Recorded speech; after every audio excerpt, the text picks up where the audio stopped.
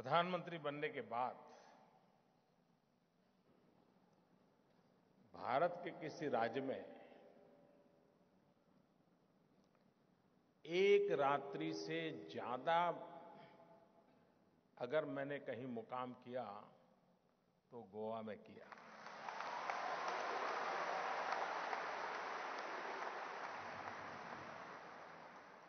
मैं आज व्यक्तिगत रूप से गोवा के लाखों नागरिकों का अभिनंदन करना चाहता हूं, आभार व्यक्त करना चाहता हूं, गोवा सरकार का अभिनंदन करना चाहता हूं। मनोहर जी, लक्ष्मीकांत जी, उनकी पूरी टीम का आभार व्यक्त करना चाहता हूं। कई वर्षों के बाद एक बहुत बड़ा अंतर्राष्ट्रीय इवेंट ब्रिक्स समिट गोवा में आयोजित हुआ और इतने शानदार ढंग से इसकी योजना हुई कि आज पूरे विश्व में जितने भी बड़े नेता आप मानते हैं उनकी जुबान पर गोवा गोवा गोवा हो रहा है।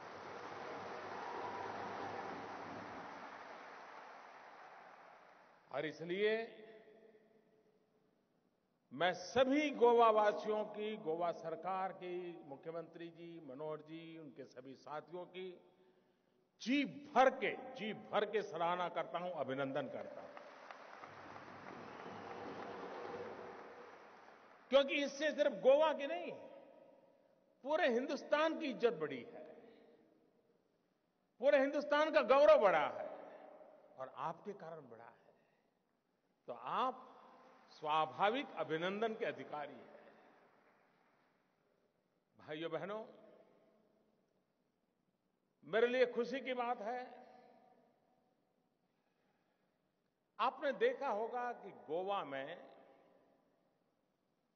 राजनीतिक अस्थिरता की बीमारी इस प्रकार से गोवा को बर्बाद कर दिया। पता नहीं क्या क्या होता था, आपको मालूम है। कभी इधर तो कभी उधर, तो कभी इधर तो कभी उधर।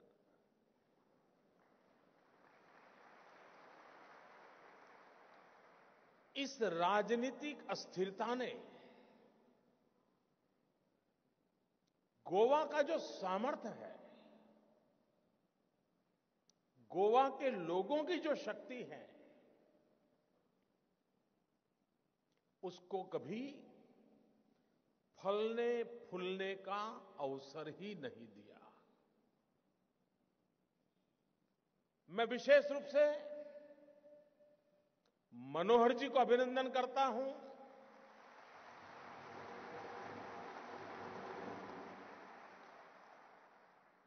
कि उन्होंने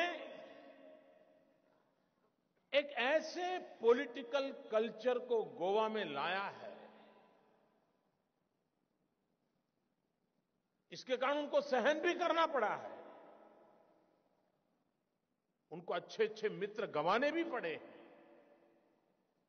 लेकिन एकमात्र इरादा गोवा को नई ऊंचाइयों पर ले जाना। और इसलिए गोवा में पॉलिटिकल स्टेबिलिटी 5 साल तक एक सरकार चले, नीतियों के आधार पर चले, गोवा के विकास के लिए चले, लोक कल्याण के हित के लिए चले, ये उन्होंने करके दिखाया है। और 2012 से 2017 की स्थिरता का लाभ भरपूर मात्रा में गोवा को प्राप्त हुआ है। और इसलिए मैं यहां दोनों पार्टियां जो मिलकर के सरकार चला रही हैं, और सबसे बड़ी बात, पॉलिटिकल स्टेबिलिटी दी है, इसके लिए, क्योंकि स्थिर सरकार चुनना ये जनता के हाथ में होता है और गोवा की जनता ने स्थिर सरकार की ताकत को समझा है, इसलिए मैं उनको बहुत बहुत अभिनंदन देता हूं, उनका वंदन करता हूं। मुझे आज इतनी खुशी हो रही है इस बात की, मैं प्रधानमंत्री हूं लेकिन सबको मालूम है मैं किस पार्टी से हूं। लक्ष्मीकांत जी मुख्यमंत्री हैं, सबको मालूम है किस पार्टी से हैं। मनोहर जी मेरे साथी हैं, सबको मालूम है किस पार्टी से हैं। हम एक दूसरे की तारीफ करें तो लोगों को लगेगा ठीक है भाई, आप तो बोलेंगे ही ना। लेकिन मुझे खुशी हुई कि एक सप्ताह के पहले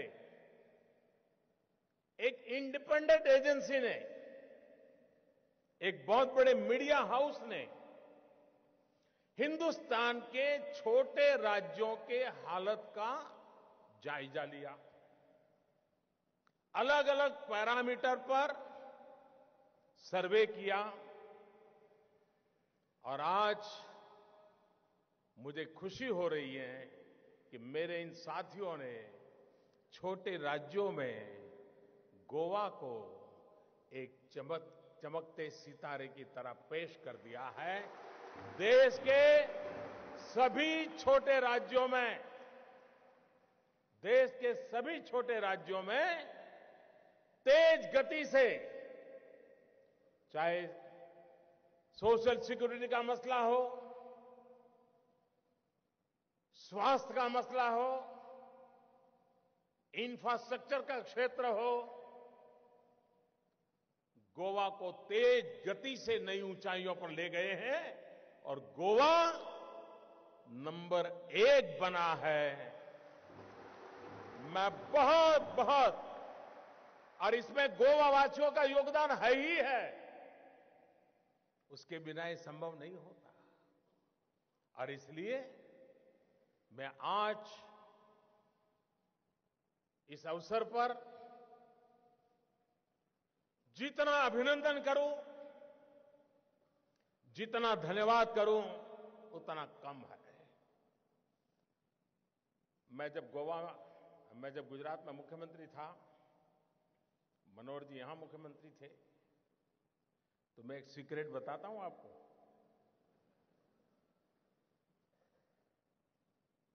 मनोहर जी जो बात 10 वाक्य में बोलनी हो, वो 1 वाक्य में बता देते हैं।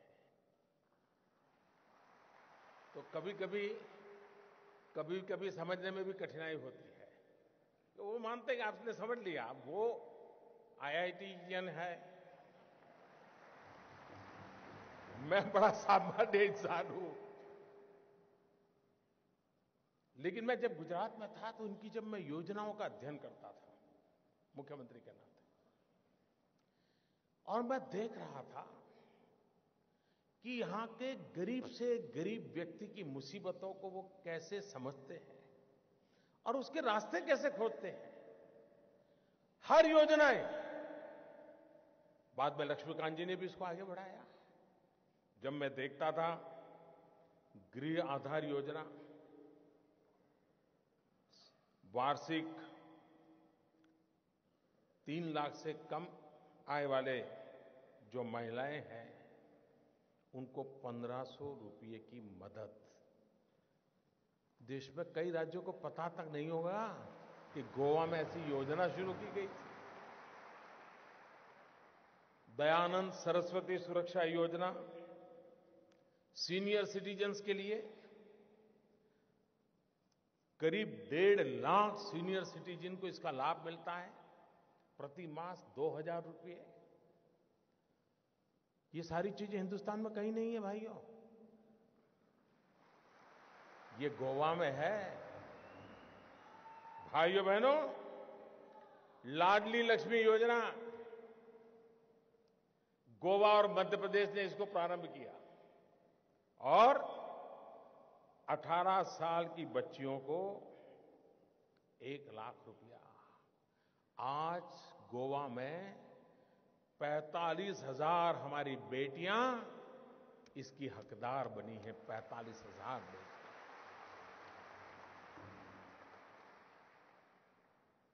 गोवा ने एक बहुत बड़ा काम किया। देखिए, मनोहर जी और लक्ष्मीकांत जी की दूरदृष्टि देखिए। आज यहां इलेक्ट्रॉनिक सिटी का शिलान्यास हो रहा है, लेकिन इसके पहले इस काम को सफल करने के लिए हमें कैसा युवा धन चाहिए, कैसी यंग जनरेशन चाहिए, इसको ध्यान में रखते हुए इन दोनों महाशयों ने साइबर स्टूडेंट योजना के द्वारा हमारे यहां के नौजवानों को डिजिटल दुनिया से जोड़ने का एक बड़ा अभियान चलाया। ये दीर्घदृष्टि के लिए मैं उनको बधाई देना चाहता हूं। हम जानते हैं बीमार होना कितना महंगा होता है और गरीब के लिए बीमार होना कितना मुश्किल होता है। ये हमारे गोवा सरकार की विशेषता रही कि उन्होंने दीनदयाल स्वास्थ्य सेवा के द्वारा वार्षिक 3 लाख रुपए तक करीब 2.25 लाख परिवार, यानी एक प्रकार से पूरी गोवा के सभी परिवार आ गए। इनको सुरक्षा का कवच दिया है, उनके स्वास्थ्य की भी चिंता की है। किसान हो, फिशरमैन हो, यानी एक प्रकार से योजनाओं का अंबार है और ये जन सामान्य की भलाई के लिए है। ऐसे गोवा में आकर के जो विकास के रास्ते पर आगे बढ़ रहा है, देश के प्रधानमंत्री को भी अपना सर झुकाने में आनंद आता है, गर्व होता है। आज यहां 3 प्रोजेक्ट का आरंभ हो रहा है। Mopa new greenfield airport. शायद गोवा में जिन लोगों की उम्र आज 50 साल हो गई होगी, वो भी जब से समझना शुरू किया है तब से ये सुनते आए हैं कि एक दिन गोवा में अपना एयरपोर्ट बनेगा, हवाई जहाज आएंगे, लोग उतरेंगे, टूरिज्म बढ़ेगा। सुना है कि नहीं सुना है? सुना है कि नहीं सुना है? बताइए। सब सरकारों ने बोला है कि नहीं बोला है? सब पॉलिटिकल पार्टियों ने बोला है कि नहीं बोला है? लेकिन चुनाव गया, हवाई जहाज के ठिकाने पर, गोवा के ठिकाने पर। ऐसा हुआ है कि नहीं हुआ है भाइयों, बताओ मुझे। आज मुझे संतोष है कि अटल बिहारी वाजपेयी जी ने जो वादा किया था, आज मुझे उसको पूरा करने का अवसर मिल रहा है। और ये सिर्फ आकाश में जहाज उड़ेंगे और आपके एक नए एयरपोर्ट पर आएंगे, ऐसा नहीं है। गोवा की जनसंख्या है 15 लाख। ये व्यवस्था विकसित होने से 3 गुना लोग,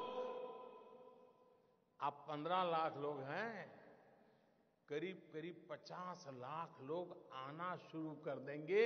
आप कल्पना कर सकते हैं टूरिज्म कितना बढ़ेगा। और गोवा का टूरिज्म बढ़ना मतलब हिंदुस्तान के टूरिज्म सेक्टर को एक नई ताकत देने वाला ये सबसे सामर्थ्यवान जगह है। इस बात को भली भांति हम समझते हैं। गोवा की सुविधा तो बढ़ेगी, गोवा वासियों की सुविधा बढ़ेगी।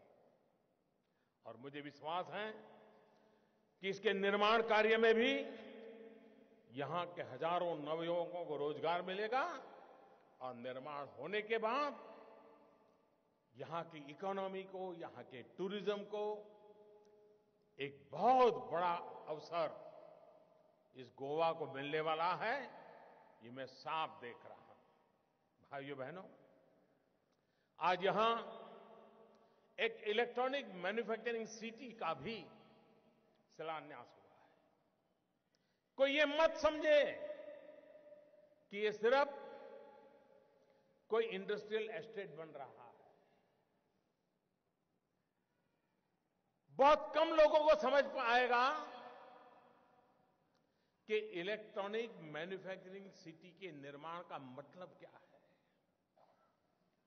एक प्रकार से, और मेरे शब्द लिख करके रखना भाइयों बहनों, 21वीं सदी का मैं वो गोवा देख रहा हूं जहां डिजिटली ट्रेन,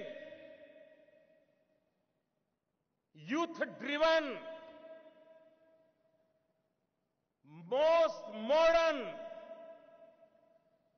गोवा का आज शिलान्यास हो रहा है। दोस्तों, ऐसे गोवा का शिलान्यास हो रहा है जो digitally train, youth driven Goa होगा, आधुनिक गोवा होगा, टेक्नोलॉजी से सामर्थ्यवान गोवा होगा। और वह सिर्फ गोवा की इकोनॉमी की या गोवा के नौजवानों के रोजगार का नहीं, ये भारत की शक्ल सूरत बदलने का गोवा एक पावर स्टेशन बन जाएगा। दोस्तों, ये मैं देख रहा हूं पूरी 21वीं सदी पर इस इनिशिएटिव का प्रभाव होने वाला है। भाइयों बहनों, आज एक तीसरा महत्वपूर्ण काम हम आगे बढ़ाने जा रहे हैं। हमारा स्पष्ट मत रहा है कि सुरक्षा के क्षेत्र में भारत ने अपने दम पर खड़ा होना चाहिए।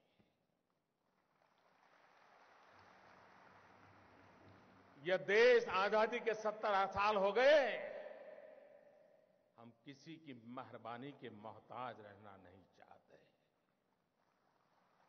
हम जिएंगे तो भी अपने बलबूते पर, और मरेंगे तो भी अपनों के लिए मरेंगे, अपनी शान के लिए मरेंगे।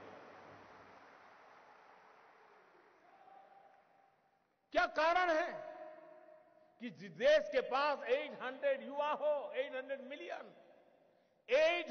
मिलियन 35 से कम आयु के नौजवान हो, तेजस्वी हो, तेज तर्रार हो, बुद्धि प्रतिभा हो, इनोवेशन हो, टेक्नोलॉजी हो, सब कुछ हो, लेकिन सुरक्षा के लिए हर चीज बाहर से लानी पड़े। आज गोवा की धरती पर सामुद्रिक सुरक्षा के क्षेत्र में मेक इन इंडिया की दिशा में एक अहम कदम उठाया जा रहा है। भाइयों बहनों,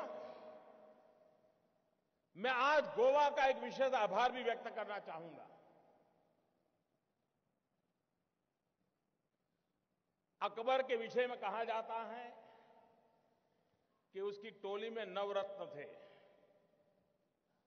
और उन नवरत्नों से, विशेषताओं से चर्चा अकबर के कार्यकाल की होती थी। मैं भाग्यशाली हूं कि मेरे टीम में अनेक रत्न हैं, अनेक रत्न हैं। और उस रत्नों में एक चमकता हुआ रत्न मुझे गोवा वालों ने दिया है। उस रत्न का नाम है मनोहर पर्रिकर। कई वर्षों के बाद देश को एक ऐसा रक्षा मंत्री मिला है जिसने 40 साल पुराने हमारे फौज की समस्याओं का समाधान करने के लिए दिन रात एक कर दिया। अगर मनोहर पर्रिकर जी का इतना पुरुषार्थ न होता, 40 साल से लटक रहा वन रैंक वन पेंशन का मेरे देश के लिए मर मिटने वाले जवानों का काम अधूरा रहा होता। मैं मनोहर जी को बधाई देता हूं और आपका आभार व्यक्त करता हूं कि आपने मुझे मनोहर जी दिए।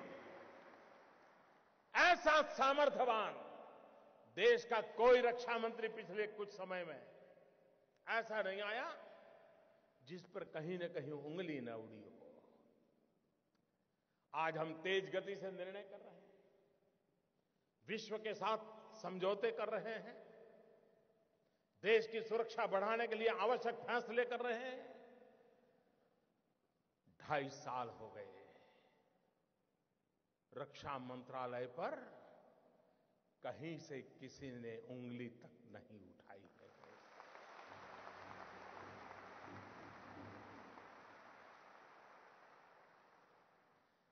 मैं मनोहर जी का तो अभिनंदन करूंगा, मेरे साथी के नाते मुझे उत्तम साथी मिला है, लेकिन मैं गोवा वासियों का अभिनंदन करूंगा कि आपने मनोहर जी पैदा किए और देश के लिए आपने मनोहर जी दिए। मैं आपका अभिनंदन कर रहा हूं।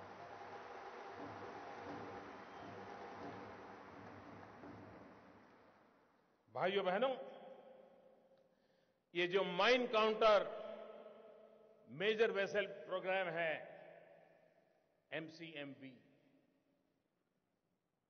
ये भारत की सामुद्रिक सुरक्षा में एक बहुत बड़ी अहम भूमिका अदा करने वाला काम है।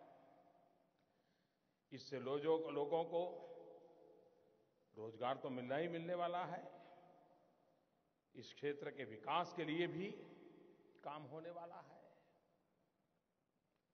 मेरे प्यारे गोवा के भाइयों और बहनों,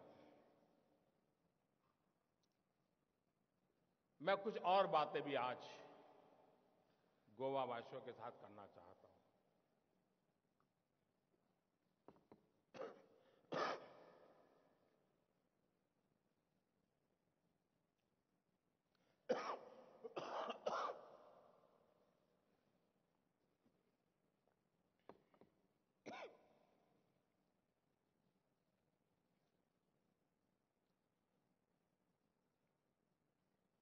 आठ तारीख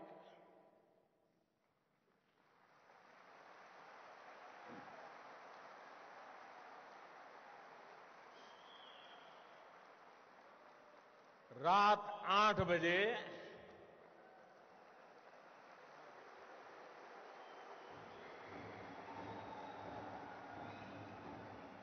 देश के करोड़ों लोग सुख चैन की नींद सो गए।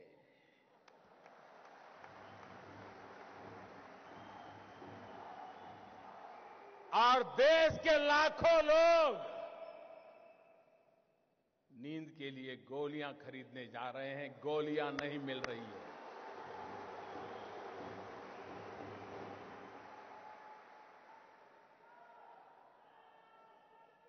मेरे प्यारे देशवासियों,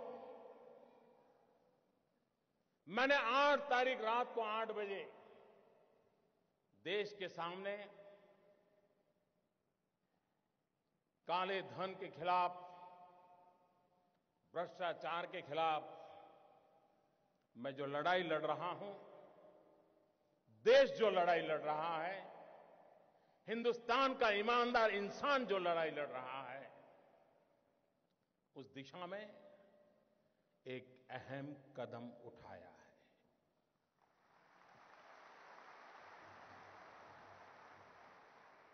लेकिन कुछ लोग हैं जो अपने ही ख्यालों में खोए रहते हैं। वे अपनी नाप पट्टी लेकर के ही किसी को नापते रहते हैं और उसमें फिट नहीं होता है तो देखते हैं यार कुछ गड़बड़ है। अगर इस देश के अर्थशास्त्रियों ने, इस देश के पल्सिस को समझ करके एनालिसिस करने वालों ने,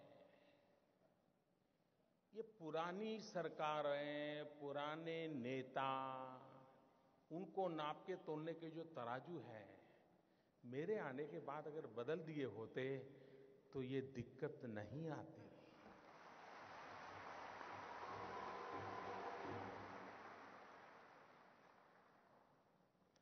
उनको समझ आना चाहिए था कि ऐसी सरकार देश ने चुनी है जिसके पास से देश की अपेक्षा है।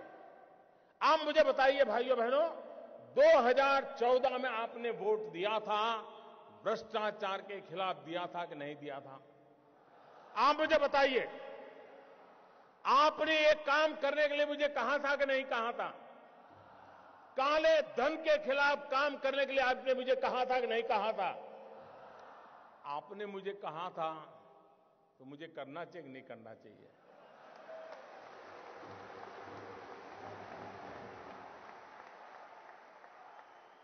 आप मुझे बताइए, आपने जब मुझे ये करने के लिए कहा था तो आपको भी पता था ना भाई ये काम करूंगा तो थोड़ी तकलीफ होगी? पता था कि नहीं था? ऐसा तो नहीं था कि बस आपको ऐसे ही मुंह में पतासा आ जाएगा, ऐसा तो नहीं था ना? सबको मालूम था। ये सरकार बनने के तुरंत बाद हमने एक सुप्रीम कोर्ट के निवृत्त न्यायमूर्ति के नेतृत्व में स्पेशल इन्वेस्टिगेशन टीम बनाई, एसआईटी। दुनिया में कहां कहां ये कारोबार चल रहा है, इस पर ये टीम काम कर रही है और हर 6 महीने वो सुप्रीम कोर्ट को रिपोर्ट कर रही है। ये काम पहले वाली सरकारें टालती रही थी, हमने किया था। अपने यहां कहावत है, पुत्र के लक्षण पालने में। जब मेरी पहली कैबिनेट में पहले ही दिन ऐसा बड़ा कड़ा निर्णय करता हूं तो पता नहीं था कि मैं आगे करने वाला हूं जी। मैंने छुपाया था क्या? कुछ नहीं छुपाया मैंने। हर बार मैंने ये बात कही है और आज मैं आपको उसका ब्यौरा दे रहा हूं। देश मुझे सुन रहा है। मैंने देश को कभी अंधेरे में नहीं रखा है, मैंने देश को कभी गलतफहमी में नहीं रखा है। खुल करके बात कही है और ईमानदारी से।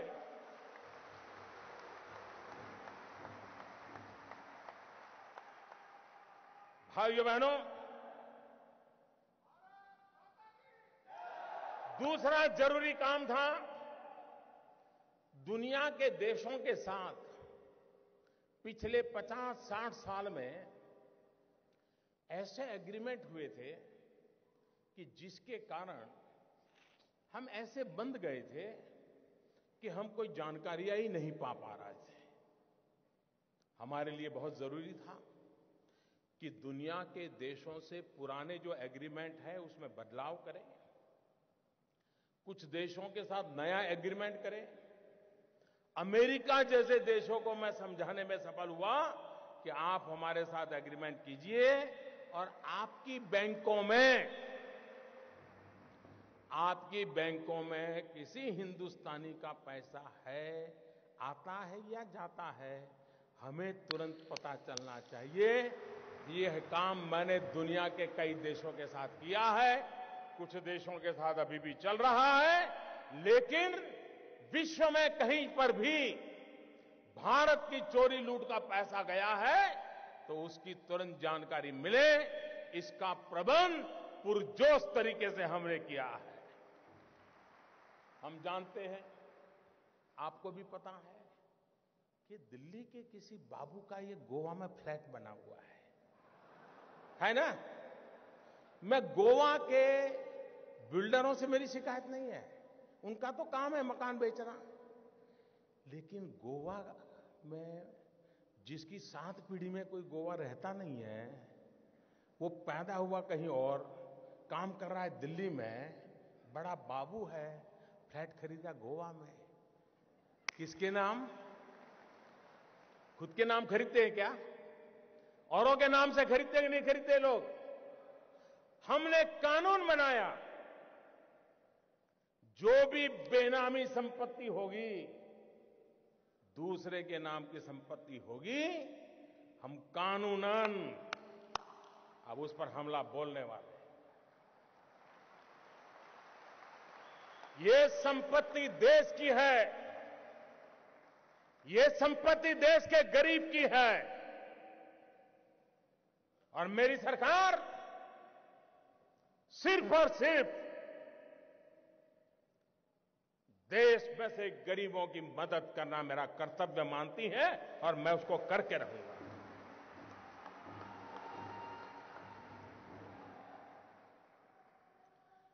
हमने देखा है घर में शादी हो, ब्याह हो, कुछ काम हो,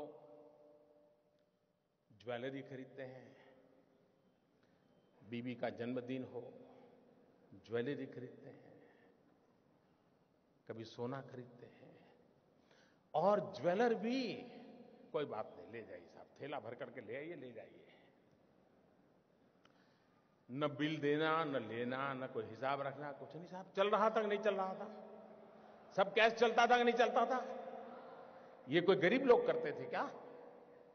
ये बंद होना चाहिए कि नहीं होना चाहिए? हमने नियम बनाया कि 2 लाख रुपए से ज्यादा अगर आप गहने खरीदते हैं, ज्वेलरी खरीदते हैं, तो आपको आपका पैन नंबर देना पड़ेगा ही। इसका भी विरोध हुआ था। आप हैरान होंगे, आधे से ज्यादा पार्लियामेंट के मेंबर, आधे से ज्यादा मुझे यह कहने के लिए आए थे कि मोदी जी ये नियम मत लगाओ। और कुछ लोगों ने तो चिट्ठी, लिखित में मुझे चिट्ठी लिखने की हिम्मत की है। जिस दिन मैं उसको पब्लिक में करूंगा, शायद पता नहीं वो अपने इलाके में जा पाएंगे कि नहीं जा पाएंगे।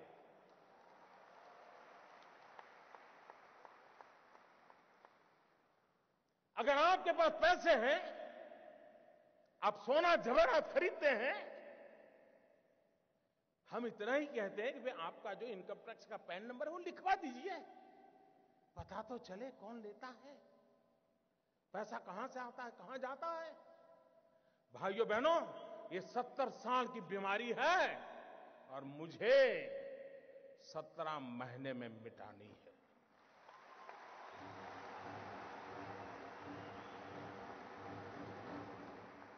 भाइयों बहनों,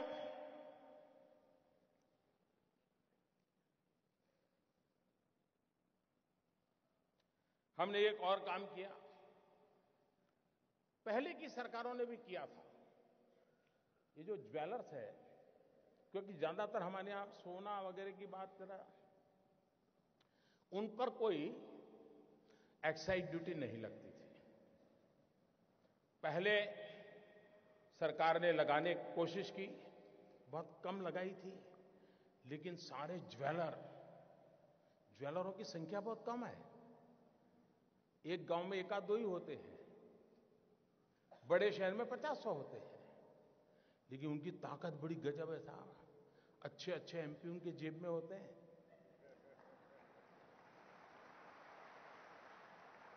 और ज्वेलरी पर जब एक्साइज लगाई तो मेरे पर इतना दबाव आया, एमपीओ का दबाव, डेलीगेशन, हमारे परिचित, साहब ये तो सब इनकम टैक्स वाले लूट लेंगे, ये तबाह कर देंगे, ऐसे ऐसे बताते थे।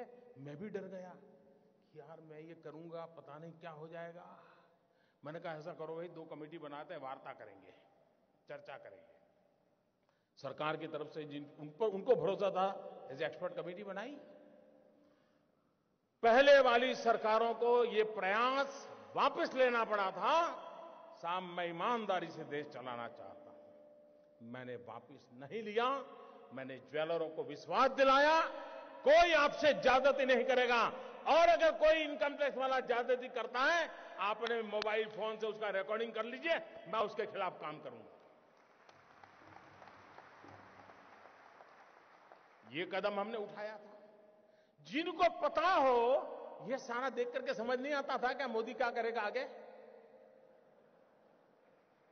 लेकिन अगर आप अपनी दुनिया में इतने मस्त थे कि और पॉलिटिकल पार्टी की तरह ये भी आकर के चला जाएगा, मैं भाइयों बहनों कुर्सी के लिए पैदा नहीं हुआ।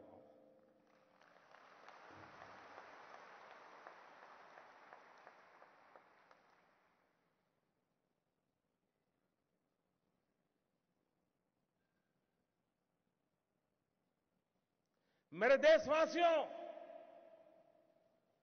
मैंने घर, परिवार,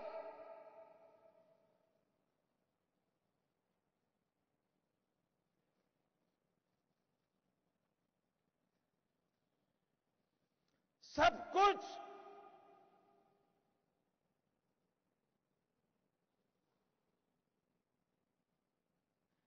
देश के लिए छोड़ा है।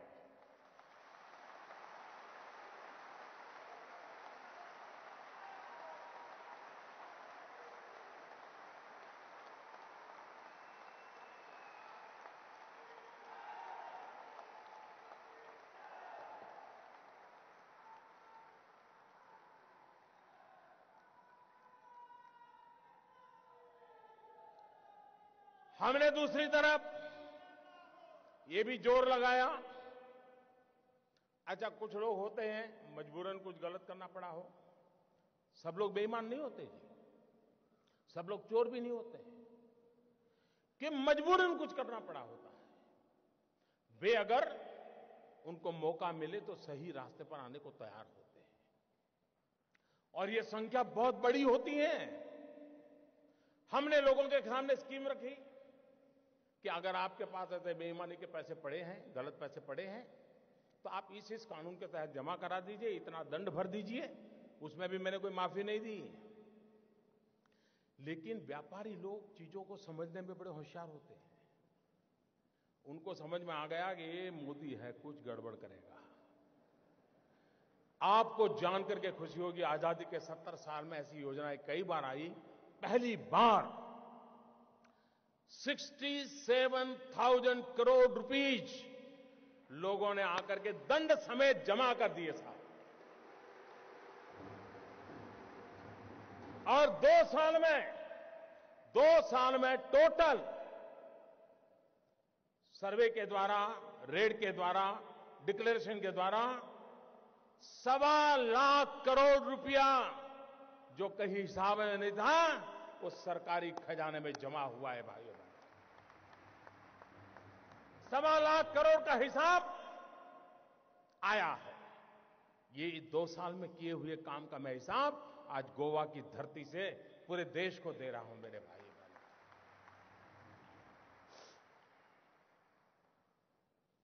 उसके बाद हमें मालूम था मुझे क्या करना है। हमने जनधन अकाउंट खोले। जब मैं ये स्कीम लेके आया था तो मेरी कैसी मजाक हुई थी, पार्लियामेंट में भाषण कैसे हुई थी आपको याद होगा। मुझे पता नहीं क्या कहा जाता था। उनको लग रहा था कि मोदी के बाल नोच लेंगे तो मोदी डर जाएगा। अरे मोदी को जिंदा जला दोगे तो भी मोदी डरता नहीं।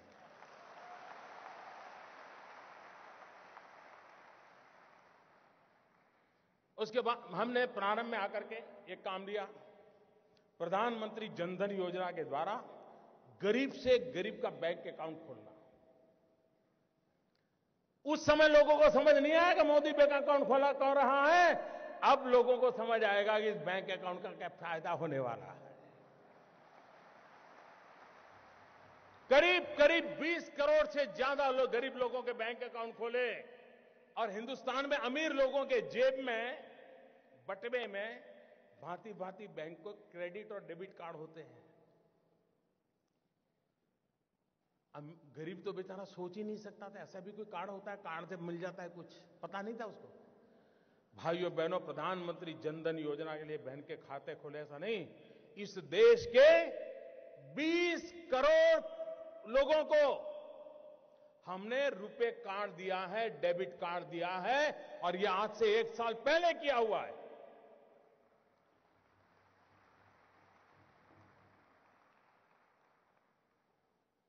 उस डेबिट कार्ड से अगर उसके खाते में पैसे हैं, वो बाजार से कोई भी चीज खरीद सकता है, उसकी व्यवस्था उसमें उपलब्ध है भाई।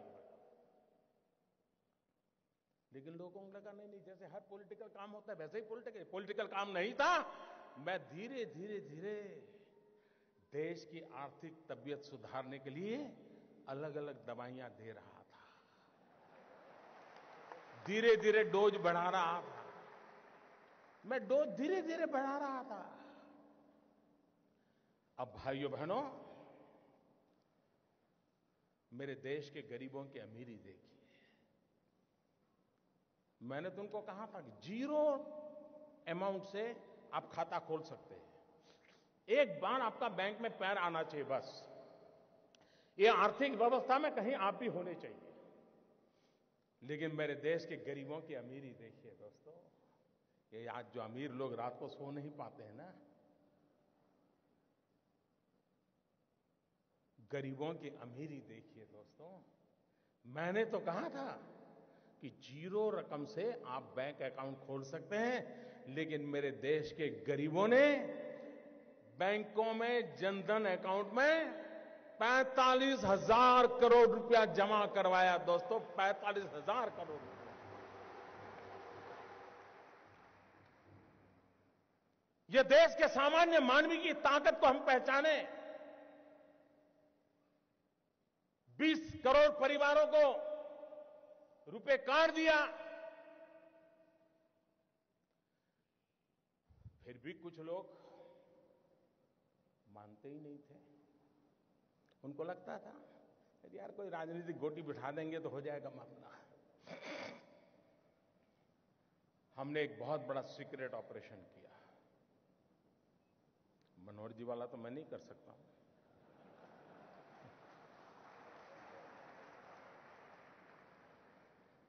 दस महीने से काम पे लगा रहा। एक छोटी विश्वस्त टोली बनाई, क्योंकि इतनी नई नोटें छापना, नोटें पहुंचाना बड़ा कठिन, चीजें छिपाना बड़ा सीक्रेट रखना। वरना ये लोग ऐसे होते साहब, पता चल जाए तो साहब अपना कर लेंगे। और 8 तारीख रात 8 बजे देश का सितारा चमकाने के लिए एक नया कदम उठा लिया दोस्तों। और मैंने उस रात को भी कहा था कि इस निर्णय से तकलीफ होगी, असुविधा होगी, कठिनाइयां होगी। ये मैंने पहले दिन कहा है। लेकिन भाइयों बहनों, मैं आज देश के उन करोड़ों लोगों के सामने सर झुकाता हूं कि सिनेमा के थिएटर पर लाइन लगाते हैं ना, वहां भी झगड़ा हो जाता है। मैं देख रहा हूं पिछले 4 दिन से हजारों लोग पैसों के लिए कतार खड़ा के लगे हैं, लेकिन हर एक के मुंह से एक ही आवाज आ रही है कि ठीक है, मुसीबत हो रही है, तकलीफ हो रही है, पैर दुख रहे हैं, लेकिन देश का भला हो। मैं आज सार्वजनिक रूप से बैंक के सभी कर्मचारियों का अभिनंदन करता हूं। एक साल में, मेरे शब्द लिखिए, एक साल में बैंक के मुलाजिम को जितना काम करना पड़ता है ना, उससे ज्यादा काम वो पिछले 1 हफ्ते से कर रहा है जी। उससे ज्यादा काम कर रहा है। मुझे खुशी हुई, मैंने सोशल मीडिया में देखा, रिटायर्ड बैंक के कर्मचारी, किसी की उम्र 70 साल, किसी की 75 साल, वो बैंक में गए। उन्होंने कहा साहब रिटायर हो गए हैं, लेकिन इस पवित्र काम में हमें आता है। अगर आप हमें बिठा करके काम में लगाना चाहते हैं तो हम हमारी सेवा देने के लिए तैयार हैं। मैं उन रिटायर्ड बैंक के कर्मचारियों का भी आज अभिनंदन करना चाहता हूं, जिन्होंने अपनी सेवाएं देने के लिए अपनी पुरानी ब्रांच में जाकर के मदद करने के लिए गुहार लगाई है। मैं उनका अभिनंदन करता हूं। मैं उन नौजवानों का अभिनंदन करता हूं जो कतार के बाहर धूप में खड़े रह करके अपने खर्चे से लोगों को पानी पिला रहे हैं, सीनियर सिटीजन के बिठाने के लिए कुर्सियां लेकर के दौड़ रहे हैं। चारों तरफ देश की युवा पीढ़ी खास करके इस समय इस काम को सफल करने के लिए काम में लगी है। इस काम की सफलता का कारण 8 तारीख के 8 बजे मोदी का निर्णय नहीं है, इस काम की सफलता का कारण 125 करोड़ देशवासी, जिसमें कुछ लाख छोड़ दो, ये जी जान से लगे हैं, इसलिए ये योजना सफल होना सुनिश्चित है। भाइयों बहनों, मैं दूसरी बात बताना चाहता, मुझे बताइए, हमारे देश में मतदाता सूची, वोटर्स लिस्ट, सभी पॉलिटिकल पार्टियां मतदाता सूची बनाने में काम करती है, नहीं करती है? सरकार की सभी लोग काम करते हैं कि नहीं करते हैं? सारे टीचर्स करते हैं कि नहीं करते हैं? उसके बावजूद भी जिस दिन पोलिंग होता है, शिकायत आती है कि नहीं आती है? मेरा नाम निकल गया, हमारी सोसाइटी का नाम निकल गया, मुझे वोट नहीं देने देते। मुसीबत आती है कि नहीं आती है? इतना सारा ओपन होने के बाद भी तकलीफ आती है कि नहीं आती है? भाइयों बहनों, हमारे देश में चुनाव होता है। चुनाव में तो क्या करना होता है? जाना, बटन दबाना, वापिस आना, इतना ही करना है ना। तो भी इस देश में करीब करीब 3 महीने, 90 दिन तक चुनाव का काम चलता है, 90 दिन तक। और उसमें सारा पुलिस तंत्र, सीआरपीएफ, एसआरपी, बीएसएफ, गवर्नमेंट का हर मुलाजिम,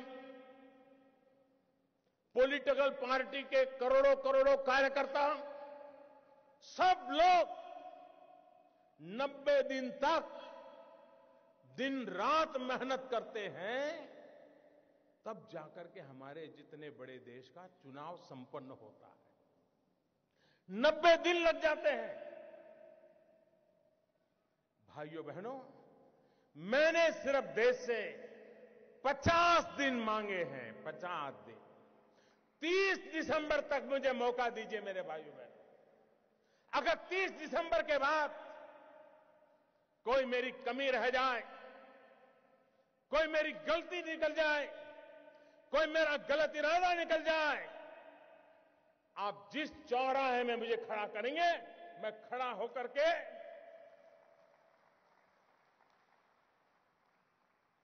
देश जो सजा करेगा वो सजा भुगतने के लिए तैयार हूं।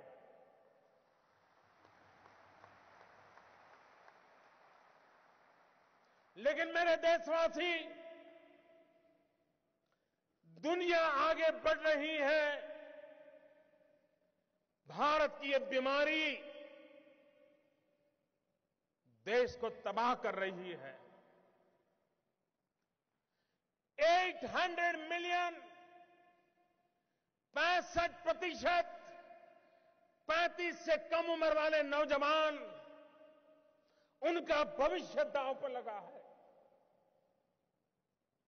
इसलिए मेरे भाइयों बहनों, जिनको राजनीति करनी है करें, जिनका लूट चुका है वो रोते रहे, गंदे आरोप लगाते रहे, लेकिन मेरे ईमानदार देशवासियों, आइए मेरे साथ चलिए।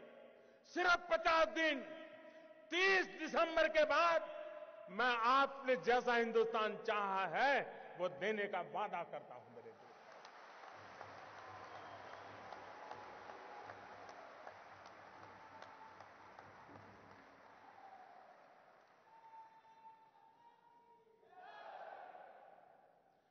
मेरे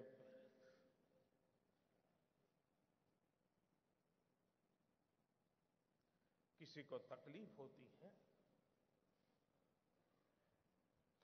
पीड़ा मुझे भी होती है। ये मुद्दा मेरे अहंकार का नहीं है।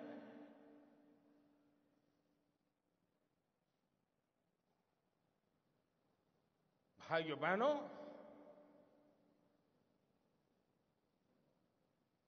मैंने बुराइयों को निकट से देखा है।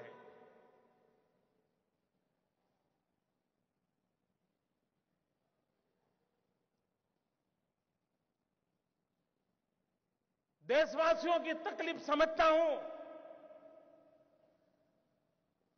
उनकी मुसीबत समझता हूं।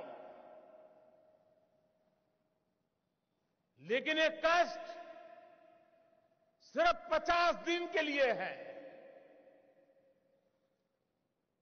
50 दिन के बाद हम सफाई में सफल हो गए, और एक बार सफाई हो जाती है ना, तो छोटा मोटा मच्छर भी नहीं आता है मेरे प्यारे भाई, है ना, छोटा मोटा मच्छर भी नहीं।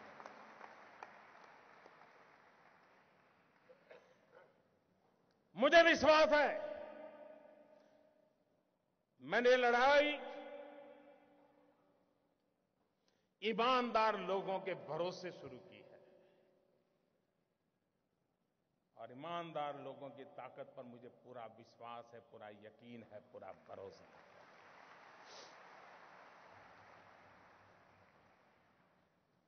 और आप कल्पना नहीं कर सकते कैसे कैसे लोगों का डूब रहा है। मां गंगा को भी आश्चर्य हो रहा है।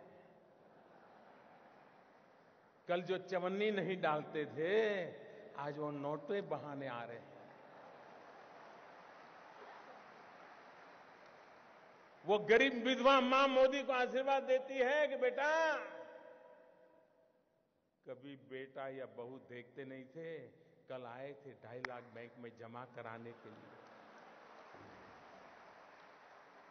उन गरीब विधवा माओं के आशीर्वाद देश की सफलता के यज्ञ को आगे बढ़ाएंगे। और आपने देखा कैसे कैसे लोग 2G स्कैम, कोयला स्कैम, अरबों खरबों, मालूम है ना साहब, मालूम है ना। आज 4,000 रुपया बदलने के लिए लाइन में खड़े रहना पड़ता है जी।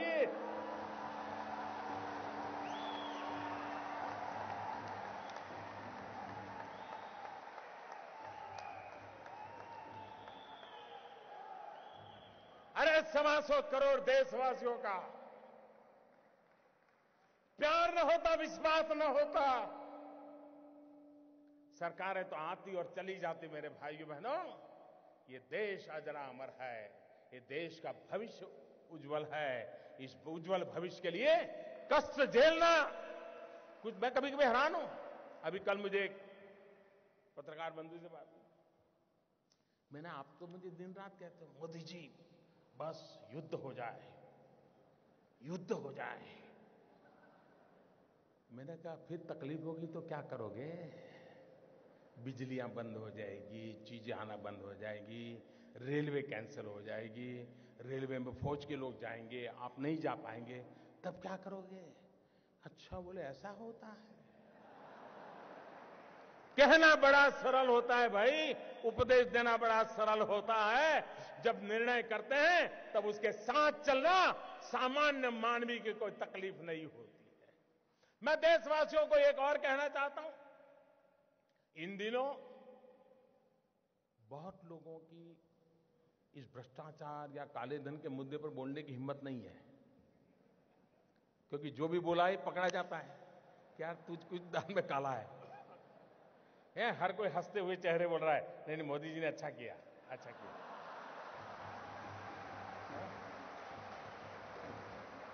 फिर किसी दोस्त को फोन करता है, यार कोई रास्ता है? फिर वो कहता है, यार मोदी जी है, सारे सारे रास्ते बंद कर दिए। इसलिए अफवाहें फैलाते हैं। एक दिन अफवाह फैलाई थी, नमक महंगा हो गया। अब बताइए भाई, 500 की नोट और 1000 की नोट, कोई है जो 1000 की नोट लेके नमक लेने जाता है? ये इसलिए किया जाता है कि उनको मालूम है कि उनका लूट रहा है। 70 साल से जमा किया हुआ, महंगे से महंगे ताले लगाए थे। कोई पस्ती लेने वाला नहीं है, पस्ती लेने वाला नहीं है। भिखारी भी मना करता है, ये साहब 1000 का नोट नहीं चाहिए।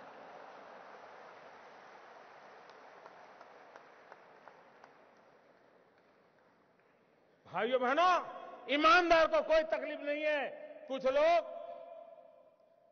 अपनी नोट कहते हैं, मुझे सच मालूम नहीं, लेकिन चर्चा चल रही है, कहते 450 में बेच रहा है, कोई 500 की नोट, कोई 300 में दे रहा है। मैं देशवासियों को कहता हूं, आपका 500 रुपये में से एक नया पैसा कम करने की ताकत किसी की नहीं है। आपका 500 रुपया मतलब 499 एंड 100 पैसा पक्का।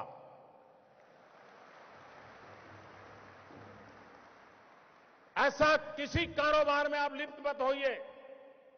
कुछ बेईमान लोग अपने लोगों को कह देते जाओ लाइन में खड़े हो जाओ, 2-2 हजार का करवा लो यार, मेरा थोड़ा बहुत बच जाएगा।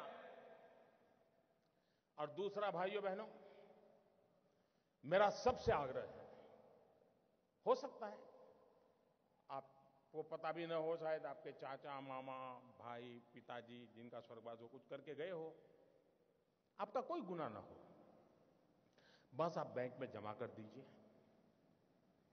जो भी दंड देना है दंड दे दीजिए, आप मुख्य धारा में आ जाइए, सबका भला है। और एक बात और कहता हूं, कुछ लोग अगर ये मानते हो कि आगे देखा जाएगा, तो कम से कम वो मुझे पहचान ले।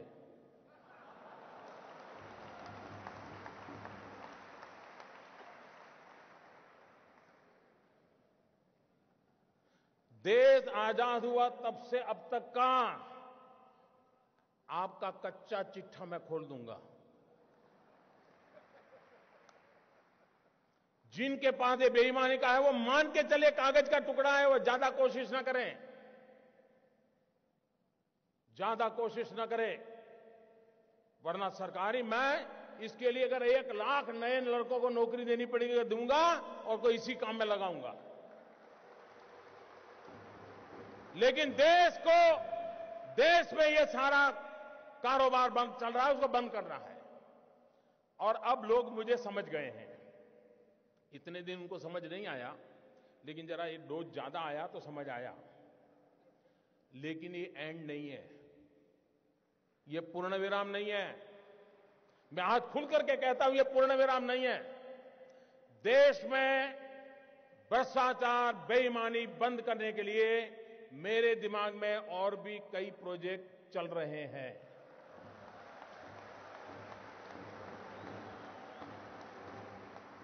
ये आने वाले हैं।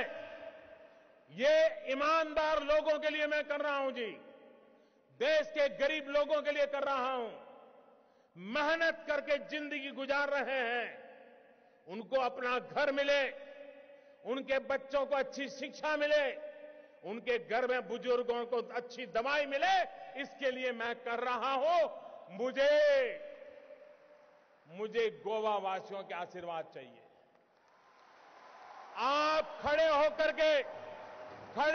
के ताली बजा करके मुझे आशीर्वाद दें। देश देखेगा ईमानदार लोग।